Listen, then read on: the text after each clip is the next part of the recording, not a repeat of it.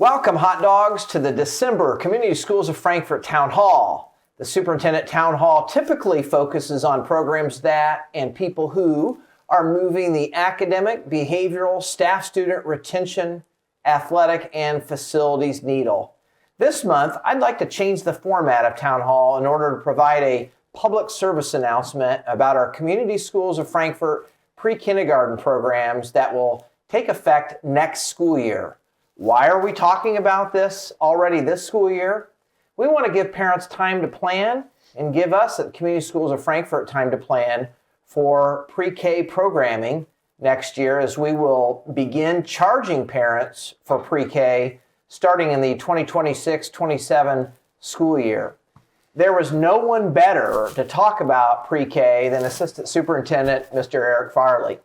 Mr. Farley, welcome back to Town Hall. You were on Town Hall earlier this year talking about a different topic, so welcome back. Thank you. I'd like for our viewers, Mr. Farley, can you give our viewers some information on the history of pre-K here in the Community Schools of Frankfort? Sure. I came back to Frankfort about 12 years ago, and at that time we had two developmental pre-K programs here, one housed at Blue Ridge, one housed at Suncrest. That program only serviced students who had special education services, and those students were there 2 to 3 days a week for half day. Being at the time that I was the director of exceptional needs, I immediately wanted to move those kids to 5 days a week because I'm a big believer in early childhood programming and really giving kids that long runway we talk about to support them along the way. We were able to take a closer look at what's called Medicaid reimbursement dollars, which are services we provide kids that we can apply for to get reimbursement for. We began billing for those services, and as that money continued to bank in our system, we elected to look at a community pre-K program which only serviced 4-year-olds that did not have special education services provided to them. So we began doing that. We also contacted the United Way at the time, as well as some state grants and our Center Township trustee. Through that funding, Medicaid reimbursement funding, as well as the grants and services in our community, we were able to offer 2 additional community pre-K programs for free of charge to our community. As we began to continue to do that, we added 2 additional community pre-K programs. So all in all, we now have 6 programs, 4 of those which are our community pre-K programs, and 2 of which are developmental pre-K programs housed at Blue Ridge and Suncrest. So why are we now having to look at next year charging parents if we've had that kind of funding and community partnership? So why all of a sudden, I'm sure people are wondering, why all of a sudden are we going to have to pay? Sure. Well, I mentioned the grants and support from other agencies in our community. Unfortunately, those dollars have run out and those grants have sunsetted, so to speak. Additionally, our Medicaid reimbursement dollars, while we still do bill for those services, are unable to maintain the rate needed in order to support staff and continue to fund the program for free. Okay.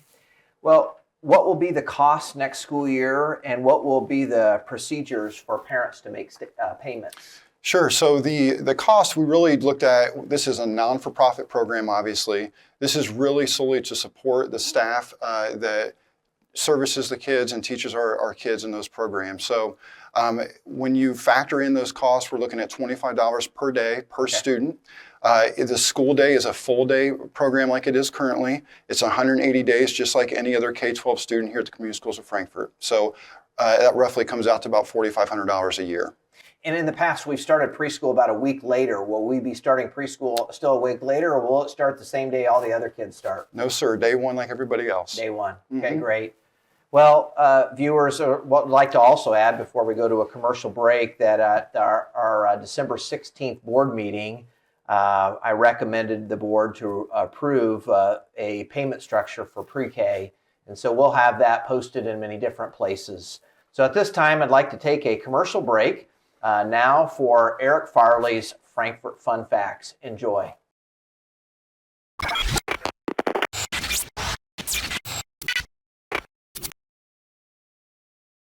Welcome back to another episode of Farley's Fun Facts. This month, I'd like to discuss a staff member we have here at Frankfort High School. His name is Albert Hendrix. He's our new basketball coach for the Frankfort Hot Dogs. Albert was a 1979 graduate of Frankfort High School and also participated in basketball. Albert was a ferocious point guard for the basketball team and was a member of the 1978 regional championship team that went to semi-state. Albert participated in not only basketball, but also baseball while here at Frankfort High School. We always love to see Frankfort graduates come back to support our students and our community. Best of luck to Coach Hendrix and the Frankfort Hot Dog basketball team this year. Have a great day, Hot Dogs. Welcome back, Hot Dogs. I hope you enjoyed that Farley Frankfort Fun Fact. I have with me today Mr. Eric Farley, Assistant Superintendent for Pre-K through 12th grade. He has provided us with valuable information about why we will need to start charging parents next year if parents want their child to attend Pre-K in community schools of Frankfort. Mr. Farley, you've mentioned developmental Pre-K. Will parents have to pay if their child is in a developmental Pre-K program next year? No, developmental Pre-K is our obligation as a school district to provide special education services, and that is not something we would charge for. Okay, thank you. How many students will we need per classroom to open up a Pre-K classroom in a building? Sure. So I mentioned that the funding is there to support staff, and currently we have one full-time licensed teacher per classroom as well as a paraprofessional. In order to do that, we need to take a look at about 22 students when we talk about $25 per day per student. So currently that's how many students are in our community Pre-K classrooms, and that's what we want to continue to provide. Okay. When do we need to make a decision about how many sections or classrooms we will have next year, depending on our enrollment? Well, the important thing about us getting the message out now is that we'll need to make that decision by next April 2026 in order to be able to plan accordingly for staffing and for the number of classrooms, as well as the location where it'll be housed. Okay. What do we need parents to do right now, between now and really kindergarten roundup that'll take place on March 18th? Because when we say kindergarten roundup, we not only need kindergartners signed up, but we need Pre-K kids signed up, right? So what do parents need to do between now and then to let the Suncrest and Blue Ridge know that they want their child enrolled, knowing it's going to be a paid program? Yeah, they need to call Blue Ridge or Suncrest, depending on where they're located. If they're not sure which school their child is zoned to, just call one of the schools and they'll let them know, or feel free to look at our website or call our office. Okay, they can call you too. Then they can call me too. Okay. Sure. And when will parents then be informed about Pre-K program once they're enrolled in that, and if they've made it into a classroom? So we'll start making calls in April and be talking about just payment structure, payment schedules, how they can make their payments, and things of that nature. Okay. Well, thank you, Mr. Farley, for sharing the history of the Community Schools of Frankfort Pre-K program. It's been a wonderful program. The structure of it will not change how valuable it is for kids to get in before kindergarten. Unfortunately, the state does not give us any funding for it, so we can't continue to offer it for free, and not having the Medicaid money to pay for that anymore. So after hearing about our Pre-K programming, if you have a child who is going to turn 4 on or before August 1st, 2026, please reach out to Suncrest Elementary or Blue Ridge Primary to enroll your child in the 2026-2027 Community Pre-K program. At the Community Schools of Frankfort, we work hard to be a positive impact for our parents, staff, students, and the community. This is why we want to bring this message to the hot dog community this month, to give all stakeholders time to plan for a parent-paid community Pre-K program for the 2026-2027 school year. Signing off from the Hot Dog Town Hall at Frankfort High School. Have a wonderful day and enjoy roaming with Rhoda.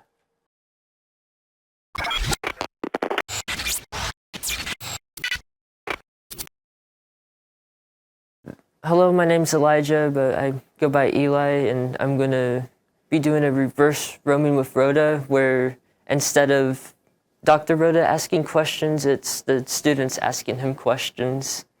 Enjoy this segment. We are going to have our first person to come up and ask a question to Dr. Rhoda. What is your question for Dr. Rhoda? Hi, Dr. Rhoda. Hi, how are you? I'm good. How are you? I'm doing great. So, my question is, what is the biggest complaint you've had, and what was it about? The biggest complaint that I've had, I'd say probably one of the biggest complaints I've had would be, I think I get them throughout the year, is when we have some issues where parents and a principal do not see eye to eye when it comes to maybe discipline that happened with a student in the school. And so they'll call me or they'll call Mr. Farley, and we'll all try to work that out together. But I would say that's the theme. The other theme would be whether I call a delay or a closing, or I don't call a delay or a closing on one of those snow days type days. That would be the other complaint that I get. So good question. Thank you. Yes. State your name and ask your question for Dr. Rhoda. Hi, I'm Jackson, Hi, Jackson. and I wanted to know, have you ever made a decision about the school that seemed really small at the time and then just backfired really bad? Have I ever made a decision about the as superintendent, or when I was as superintendent about the school and then it backfired?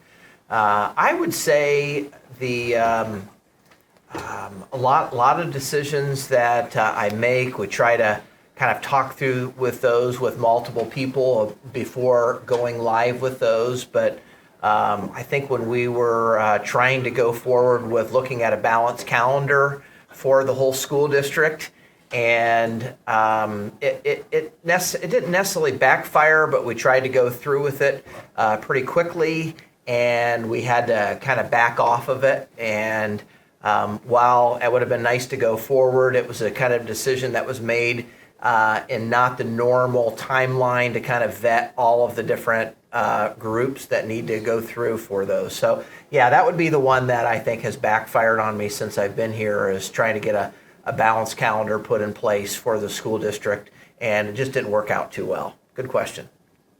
What's your question for Dr. Rhoda? Hi, I'm Ethan Gephardt. Hi, Ethan. And I just want to know how that decision gets made for a 2-hour delay or a weather closing. Yes, well, that's a good question. There's not an exact science to it, Ethan. There are different types of delays, closings to consider. The one that worries me the most is that when it's not wintry season, the fog creeps in and gets in pretty quickly. So if we've got less than half a mile of visibility, then a delay is typically called on that. We have snow coming in tonight. So the very first snow of the season came in, and I usually make those calls. I work with a county superintendent, so all three of our county superintendents plus Carol and Delphi, we're all on a text message early in the morning. It usually starts about 5 a.m. and we're all talking about how what everybody is going to do. We're able to get on and see NDOT, the trucks take pictures of the roads to see what road conditions are like. So with snow and ice, we're able to kind of get hear from NDOT and see how the roads are. We all talk about how our roads are. We're in town, so it's a different situation in town than it is in the county. The very first snow that came in at 5 a.m., there wasn't a lot of snow on the ground. So none of the schools in the county delayed or closed that day. But by the time 8 o'clock rolled in, there was quite a bit of snow. So that was a call that had to be made early. Had it been snowing like that at 5 a.m., we would have had an easy delay that day. We've got snow coming in tonight, and it could be anywhere from 1 to 5 inches that starts snowing later. We all like to make a call in the evening, so we give you guys an opportunity to know, give parents an opportunity to know so that they can make arrangements for the next day. So it just depends on when the snow comes down. We try not to make a decision until it actually hits, because sometimes it can be predicted and not hit. We don't want to close school. I do not like 2-hour delays because kids can't get breakfast on 2-hour delays. So I don't like making those, but I know that there are times that we have to do that. So that's now the cold. It usually needs to be double-digit wind chill in order to. So I'm talking 15 to 20 below before we make a call on a delay or a closing. A lot of times with wind chill, it might be 15 below at 8 o'clock and it still is at 10. So it really doesn't help with making a delay on that day. So usually on wind chill, for the most part, it's either you go or you don't. And that wind chill, I use the National Weather Service to be able to, I have a chart to show the actual temperature and the wind chill and how long kids can be out before frostbite. And so we've got about a timeline of about 30 minutes. So there's a lot of factors that go into it, and it's not an exact science. And kind of the last, there's sometimes you get burned on it, but it's always trying to make a decision for kids' safety. So thank you for your question. Hi, my name is Ariel Cruz, and Hi, Ariel.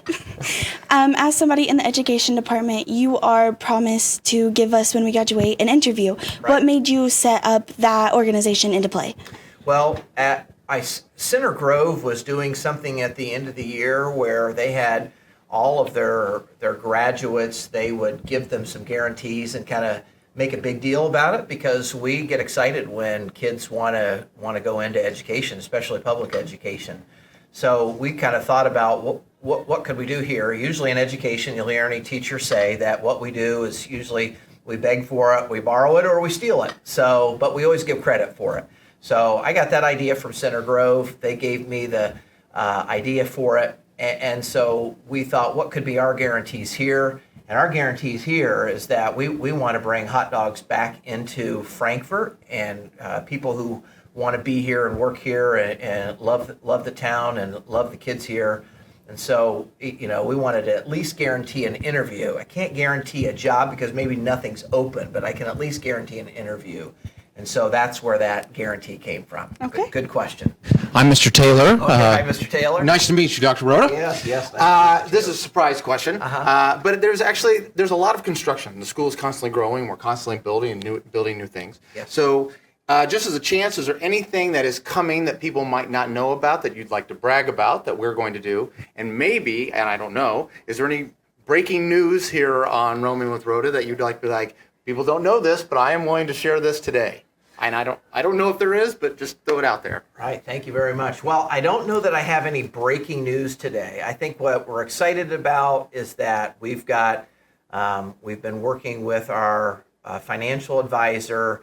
They're the ones who come and tell us how much bond capacity we have to be able to spend on big projects. As you know, we've got the $25 million middle school project going on right now. They just held another concert there the other night and just heard some beautiful singing and music going on there. We're going to get a new weight room here for the high school. That'll actually start in March. The board meeting next week, I'll ask the board to approve the design for it. So we'll have a new weight room and a new room where they'll be able to go watch film. So that's pretty exciting. I think we're looking at improving all of our athletic facilities outside. So that's something that I can't get into too much detail about it because I still need to work with the board and get approval for that. Because even though we have the money available, the board makes the ultimate decision whether or not we can move on it. So we want to improve all of our athletic facilities. We want to make sure that all of our buildings are looking great. We re-roofed Blue Ridge Green Meadows last summer. We'll finish it up this summer. We've got a brand new middle school. Of course, the high school was renovated back in 2018-19, and Suncrest will get some facelift over time. So we've got a lot of projects that will be taking place between now and 2031 that are really going to make all of our facilities look wonderful. All right.